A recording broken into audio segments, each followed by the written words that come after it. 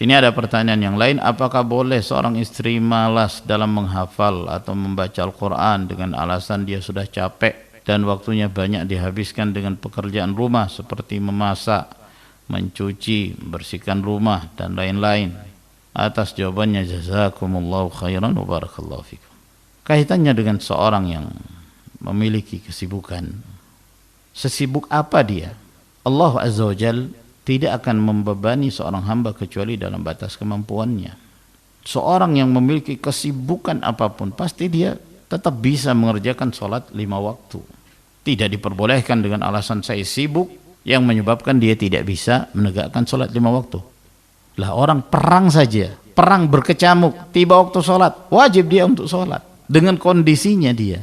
Apalagi seorang tidak dalam kondisi perang. Jadi kondisi seorang yang memasak, pekerjaan rumah, bersihkan ini, bersihkan itu tidak menghalangi dia untuk menyempatkan waktu-waktunya untuk membaca Al-Quranul Karim atau berzikir kepada Allah Subhanahu wa Ta'ala dengan lisannya. Dia bisa berzikir kepada Allah dalam keadaan berdiri, dalam keadaan berjalan, dalam keadaan duduk, dalam keadaan berbaring. Alladzina yadhkuruna Allah qiyaman wa qu'udan wa 'ala junubihim. Orang-orang yang berzikir kepada Allah Subhanahu wa Ta'ala berdiri, duduk atau berbaring. Kapan saja seorang bisa berzikir kepada Allah Jalla wa 'ala. Demikian pula halnya membaca Al-Quran Karim. Mustahil seseorang tidak memiliki waktu walaupun sesaat untuk membaca Al-Quran Karim. Hal yang mustahil. Ya. Sesulit apa sih dia mengerjakan pekerjaan rumahnya? Memasak atau yang lainnya, membersihkan rumah. Pasti ada waktu-waktu memungkinkan bagi dia untuk beristirahat, menyempatkan dirinya untuk membaca Al-Quran Karim. Walaupun dia membaca dengan sedikit tapi rutin. Ahabbul a'mali ilallahi azza wa jalla adwamuhu wa in qalla. Amalan yang paling dicintai Allah Subhanahu wa Ta'ala adalah yang dilakukan secara rutinitas walaupun sedikit, rutin, berkesinambungan.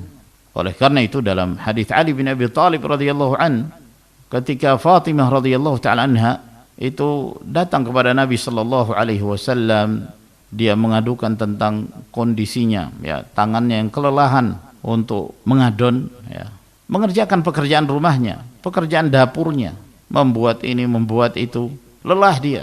Maka dia ingin mengadu kepada Rasulullah sallallahu alaihi wasallam. Maka Rasulullah sallallahu alaihi wasallam pun mengatakan kepada Fatimah bersama dengan Ali bin Abi Thalib ketika itu radhiyallahu taala anhuma, ala adullukuma ala ma huwa khairun lakuma min khadim.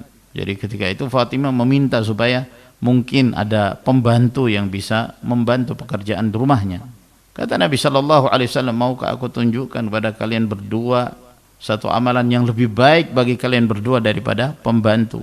Apabila kalian mendatangi tempat tidur kalian, kalian telah berada di tempat pembaringan kalian, maka bertakbirlah 33 kali, bertasbihlah 33 kali, dan bertahmidlah 33 kali. Ini lebih baik bagi kalian daripada pembantu.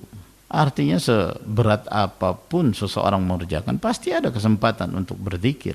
Apalagi seorang yang cinta dengan Al-Quran Karim. Diriwayatkan dari Uthman ibn Affan radhiyallahu an, beliau mengatakan, "Lau khasha'at qulubuna ma syabi'at min kalamillahi azza wa jalla."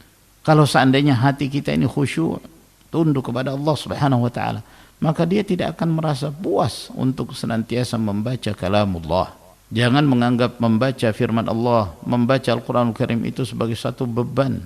Jadikan itu sebagai satu kenikmatan. Nikmat ketika seorang menyebut Allah, ketika seorang melantunkan ayat-ayat Allah Subhanahu wa taala, itu jauh lebih nikmat daripada melantunkan musik, mendengarkan musik dan hal-hal yang lainnya. Membaca kalam Allah Subhanahu wa taala itu apabila seorang membacanya disertai dengan tadabbur yang menyebabkan bacaan itu masuk ke dalam hatinya, itu akan menambah keimanan, menambah kedekatan dirinya kepada Allah Subhanahu wa taala, dan Allah Azza wa Jalla akan meringankan bebannya ketika dia menjalani rutinitas pekerjaannya di rumah. Barakallahu fikum.